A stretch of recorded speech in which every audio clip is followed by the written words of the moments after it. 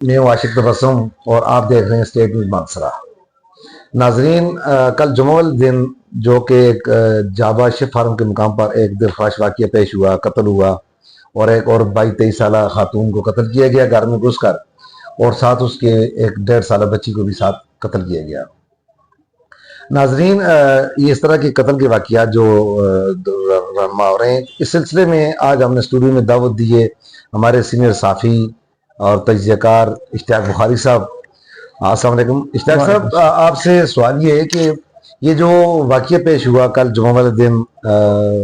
شپ form کے مقام پر، تو آپ چونکہ اس بارے میں سوشل میڈیا پر اور مختلف ذرائع سے مختلف چمگوئیاں جاری ہیں،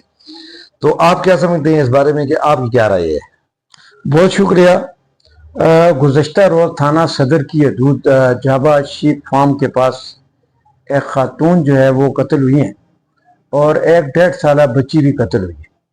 اور اس کو مختلف رنگ دیے جا رہے ہیں، اور تھانہ صدر میں رپورٹ بھی جو ہے وہاں پہ درج کی گئی ہے، اور رپورٹ میں بھی ایک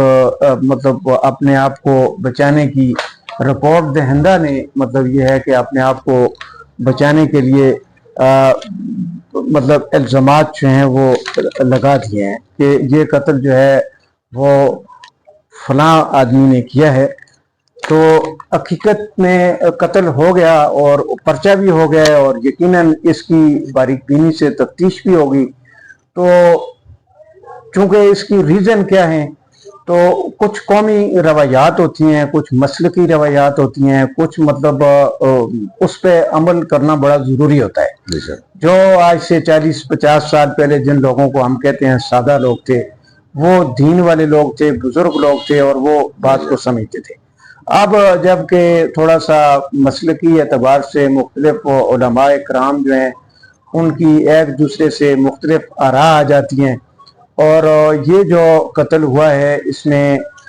جن رابعہ شاہ نام کی خاتون قتل ہوئی جس کا خاوند سعودی عرب میں ہے، اور غالباً 2-2.5 سال پہلے یہ شادی ہوئی، اور یہ شادی جب ہوئی تو ہماری معلومات کے مطابق جو ہے یہ اس میں مطلب غیر قانونی ہوئی، غیر شرعی، ان کے مطلب فیملی کے لوگ مطلب اسی وقت فساد کی بنیاد رکھ دی گئی ہے۔ تو یہ جو خاتون تھی اللہ تعالیٰ اس کو جنت میں جگہ عطا فرمائے، اور اس کو بھی سوچنا چاہیے تھا، اور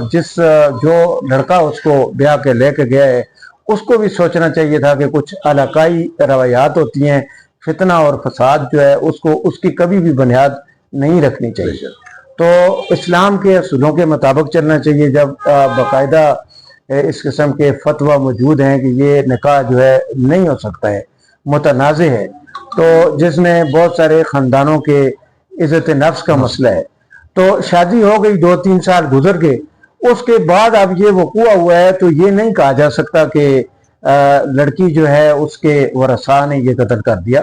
کیونکہ یہ آگے چل کر جب باریک بینی سے انویسٹیگیشن ہوگی تو اصل حقائق جو ہیں وہ اس وقت سامنے آئیں گے کہ آیا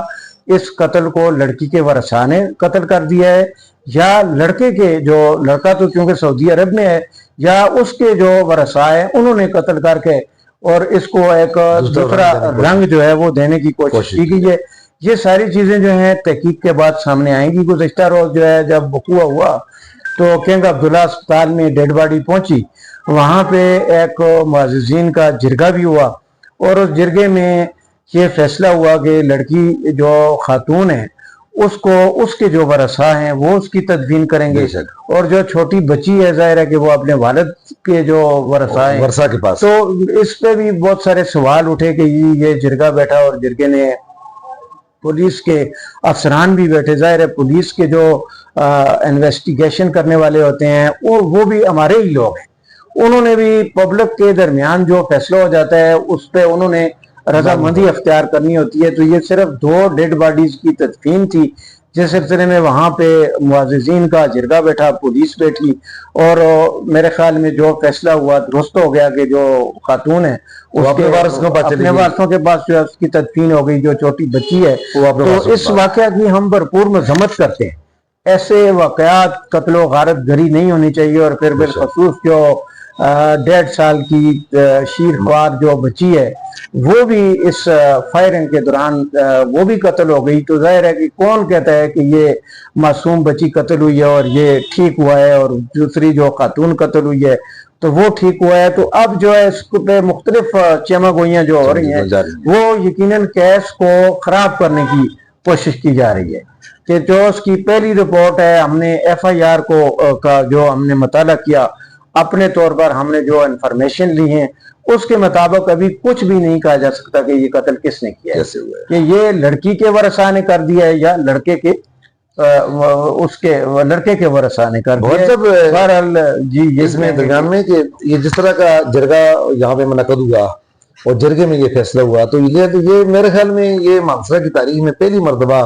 कत्ल के बाद इस तरह का फैसला हुआ। जरगा बिल्कुल पहली दफा हुआ है, लेकिन जो भी हुआ है इसमें मेरे ख्याल में कोई ऐसा गलत काम नहीं हुआ। जब जो मर गए हैं वो गलत हो गया, कत्ल हो गए, उनको जो एक इंसान का कत्ल पूरी इंसानियत का कत्ल है तो वो नहीं होना चाहिए। उसके बाद तदफीन जो है वो शरी वरसा जो है उन्होंने अपने अपने